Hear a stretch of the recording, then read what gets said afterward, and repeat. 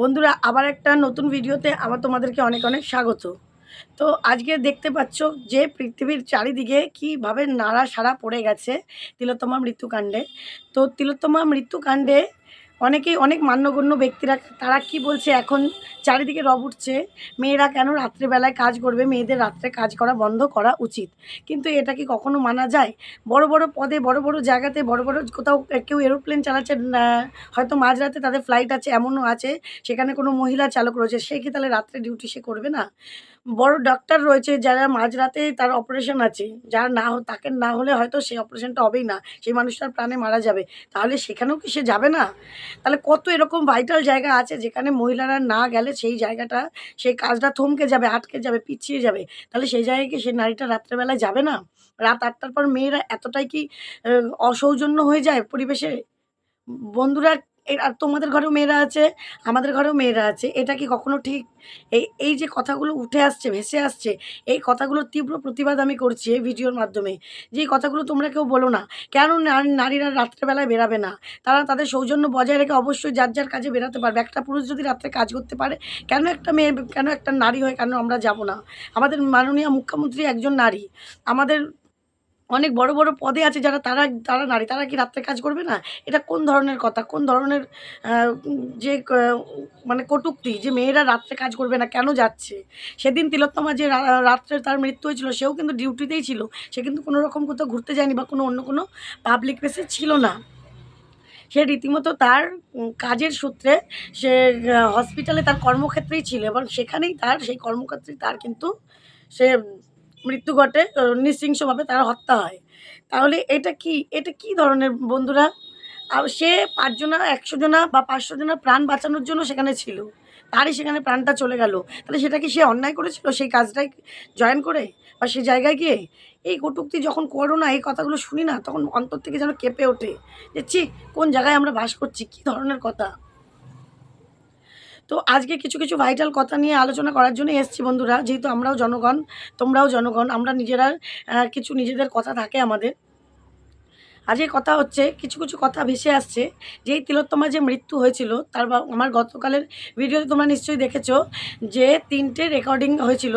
১ম রেকর্ডিংয়ে বলেছিল, ১ম যে তার বাবা-মাকে ফোন এসেছিল তিলোত্তমার হসপিটাল থেকে, যে তার বাবা-মা কে বলা হচ্ছিল যে তার মেয়ে খুব অসুস্থ, তাড়াতাড়ি যেন তারা চলে আসে। ২য় বার কিন্তু ফোনে বলেছিল সে এমার্জেন্সিতে আছে। কিন্তু মেয়েটির মৃত্যু হয়েছিল, কিন্তু মেয়েটিকে দেখা গিয়েছিল মৃত্যুর পরে কোথায়? সেমিনার হলে। তাহলে এখানে কি একটা প্রশ্ন আসছে না? যে বলছে মেয়েটিকে, তার বাবা-মাকে ফোন করে যে মেয়েটি এমার্জেন্সিতে রয়েছে। আর কিন্তু আ মেয়েটি ছিল কিন্তু সেমিনার রুমে। তাহলে কোথায় একটা, কোথাও কোনো কি প্রশ্ন উঠে আসছে না? কোথাও কি একটা মনে হচ্ছে না একটা, যে এটা কোথাও গলতি আছে এই প্রশ্নের মধ্যে বা এই জায়গাটাতে? তাহলে কোনটা ঠিক? মেয়েটা কোথায় ছিল? কোথায় তার মৃত্যু প্রকৃতভাবে ঘটেছে? এই একটা প্রশ্ন কিন্তু আমাদের মনে থেকেই যাচ্ছে। যে মেয়েটার কি প্রকৃতই কি সেমিনার রুমে মৃত্যু হয়েছিল? হত্যা হয়েছিল? ধর্ষণ হয়েছিল? নাকি মেয়েটা আ মা এমার্জেন্সিতে হয়েছিল? তাহলে এমার্জেন্সি বা ভাঙচুর বা লোপাট হলো কেন? প্রমাণ লোপাট করা এমার্জেন্সিতে কেন হলো? এমার্জেন্সি ভাঙচুর কেন হলো? তার উপর আক্রোশটা ছিল কেন? এই প্রশ্নগুলো কিন্তু আমরা একটা নারী হয়ে বা একটা মেয়ে হয়ে আমাদের মনে, বা আমরা একটা জনগণ হয়ে আমাদের প্রত্যেকের মনে কিন্তু এই প্রশ্নগুলো ঘুরছে। এই প্রশ্নের কিন্তু সঠিক সুরা বা সঠিক প্রশ্নের উত্তর কিন্তু আমরা এখনো পর্যন্ত কোনো জায়গায় কোনো কিছুতে ভাবে পাইনি। আর এই যে সন্দীপ ঘোষ, এই যে সন্দীপ ঘোষ, তার পলিগ্রাফ টেস্টে ১ম এ কিন্তু সে অনেক, পলিগ্রাফ টেস্ট করার আগে কিন্তু অনেকে অনেক সময় সিআইডির কথাতেই হোক বা পুলিশের কথা, পুলিশের আ যাচ পড়তালেই হোক, অনেক রকম অনেক প্রশ্ন ঘুরিয়ে ফিরিয়ে উত্তর বলেছিল। ঠিক আছে? সাংবাদিকের কাছেও অনেক ঘুরিয়ে ফিরিয়ে অনেক রকম প্রশ্ন উত্তর করেছিল। কিন্তু পলিগ্রাফ টেস্টে ঠিক তার অন্যরকম কিছুই ধরা পড়েছিল। সে কাকে, কাকে ফোন করেছিল, সে আ সকাল ১০টার সময় যখন তার কাছে ফোন এসেছিল, সে তখন বাথরুমে স্নান করছিল, কি করছিল, কোথায় গিয়েছিল, কি কাকে, কাকে ফোন করছিল, তার পরপর তার মোবাইল রেকর্ডিংয়ে কি, কি এসছিল, মানে সমস্ত কিছুই ধরা পড়েছিল পলিগ্রাফ টেস্টে। তো এই তথ্যগুলোই কিন্তু এখন সিআইডি যেইটা করবে সেটা হলো তার মানে সন্দীপ ঘোষের যে ড্রাইভার আছে, সেই ড্রাইভারকেও এখন কি করা হবে? জিজ্ঞাসাবাদ করা হবে। তারও একটা টেস্ট করে দেখা হবে যে এই তথ্যগুলোর সঙ্গে ওই তথ্যর মিল আছে কিনা। তবেই সেটা সঠিকভাবে বিচার করা সম্ভব হবে।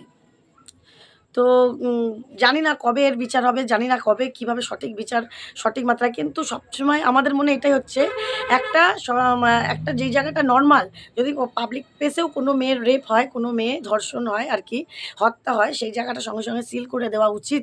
সেই জায়গাটা সঙ্গে সঙ্গে পুলিশের তৎপরতাতেই হোক বা যে প্রতিষ্ঠান থেকে বা কোনো জায়গা থেকে হবে সেখান থেকে হোক সিল করে দেওয়া হয়, তারপরে সেখানে ফটোগ্রাফি হবে, সেখানে সব হবে।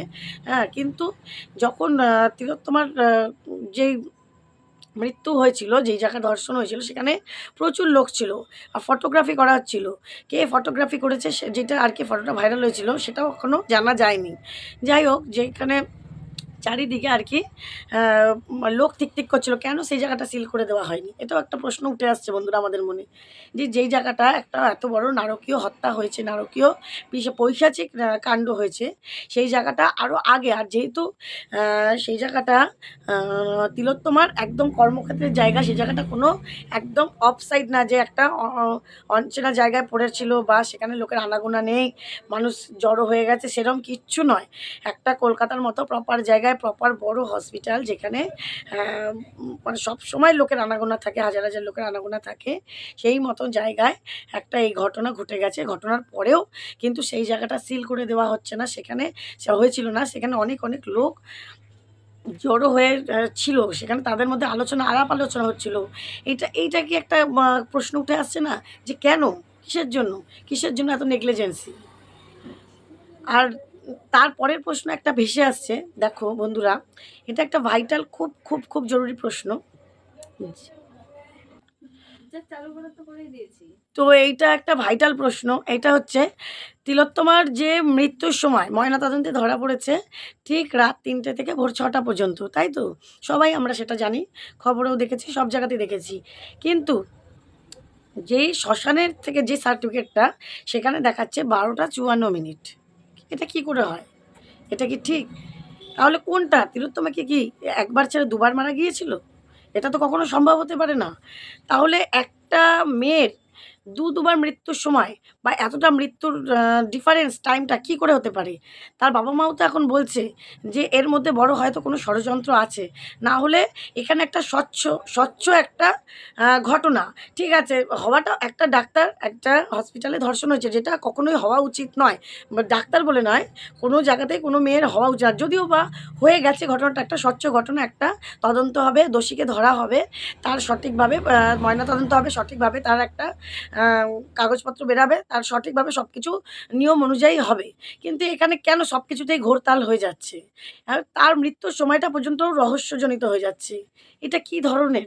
এটা কি ধরনের আমাদের আ মানে কি বলবো, আমাদের মধ্যে যে এই যে নেগলিজেন্সি আমাদের, সে যারা তদন্ত করছে তাদের মধ্যেও, যারা এতদিন তদন্ত করেছে তাদের মধ্যেও, খুদ শ্মশানের যে মেন আ যে রয়েছে আধিকারিক, তিনি বলেছেন, আমরা যে সার্টিফিকেট পেয়েছি সেই সার্টিফিকেট অনুযায়ী আমরা লিখে দিয়েছি এই সময়টা। তাহলে কি করে হয়ে যায়? ময়নাতদন্তে একরকম মৃত্যুর সময়, ওখানে একরকম মৃত্যুর সময়। এখানে কি তিলোত্তমার মা-বাবার মনে প্রশ্ন জাগছে না, যে এতগুলো ক্লু কোথা থেকে আসছে? আমার মেয়ের মৃত্যুকাণ্ডে সোজা সাপটা প্রশ্ন আসবে, সোজা সাপটা উত্তর আসবে, সোজা সাপটা তদন্ত আসবে। তো তার বাবা-মাকেও ৩ বার ফোন করে ৩ রকম প্রশ্ন, মানে খবর দেওয়া হচ্ছে। ১ম বারে বলা হচ্ছে, আপনারা তাড়াতাড়ি চলে আসুন, আপনার মেয়ের অবস্থা খুব খারাপ, শরীর খারাপ। ২য় বার বলা হচ্ছে, আপনারা তাড়াতাড়ি আসুন, এমার্জেন্সিতে আছে। ৩য় বারে বলা হচ্ছে, আপনার মেয়ে সুইসাইড করে নিয়েছে মনে হয়। তো এটা একদমই অন্যরকম নয়? যে ঘটনাটা ঘটেছে তার থেকে, তারা কি জানতো না? একটা মৃতদেহকে দেখে কি বোঝা যায় না প্রাথমিকভাবে যে তার কি হতে পারে? তো বন্ধুরা, এই প্রশ্নগুলোই আমার মনে জেগে উঠেছে। তো এই প্রশ্নগুলোই নিয়েই তোমাদের সামনে আজকে চলে এসেছিলাম। তো তোমরাও দেখো, আর তোমাদের মনে অন্যরকম প্রশ্ন থাকলে তোমরা অবশ্যই কমেন্ট করে জানাও, যতটা পারবো আমরা আর কি, তোমরাও জানতে পারবে, আমরাও জানতে পারবো, সেই ঘটনাগুলো তুলে ধরবো। ঠিক আছে? তো আসছি পরের ভিডিও নিয়ে, ততক্ষণ সবাই খুব ভালো থেকো, সুস্থ থেকো।